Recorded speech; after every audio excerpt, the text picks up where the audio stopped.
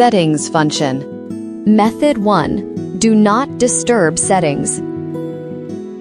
Click the Setting button. Click the Do Not Disturb time setting. Click the AV. Select the desired Do Not Disturb time period.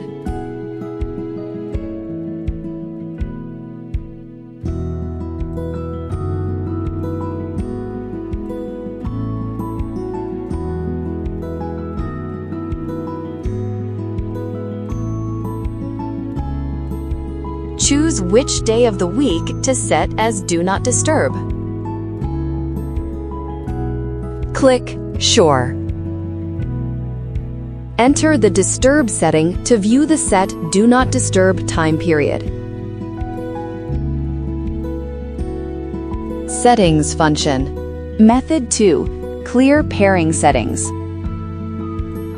Click the Setting button. Click the Clear All Accessories. Click the Clear.